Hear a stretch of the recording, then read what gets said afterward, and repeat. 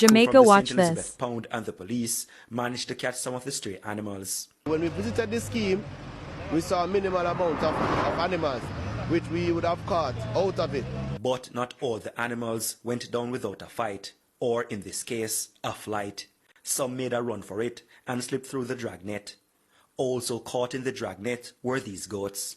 Not exactly the animals at the center of residents' plight, so it may have been a case of wrong place, wrong time for the smaller ruminants. Notwithstanding, up into the truck they went. The aim of APB is to protect our food and our farmers, and we see where the animals destroy vegetation. I saw cabbage and all of that destroyed by the animals. So this is the effort that we put out today is to send a message to these farmers. Animals do not graze on concrete. Animals do not live in houses. So the way forward, we're not going to stop this operation until the sun goes down, until every animal stays in a pasture, stays in a rope, and stay in the owner's yard. One farmer who was in the area at the time of the operation admitted he owned some of the cattle.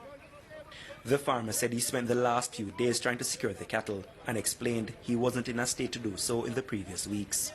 Me have two mother one where they both them have no rope, them have a rope on them. Me have them in a pen, close pen down here, and then bust down and come up this side. And me did sick.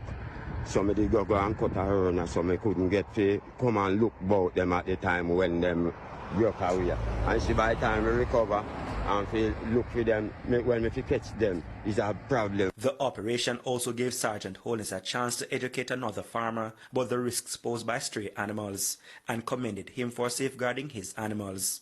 Once you have your animals under control and not running on the road, there will be no problem. Too much accidents. I've seen cows on the road dead from motor vehicle accident right now out on the way. So I am happy that you have these animals on your property, feeding and you're with them and they're not on the road.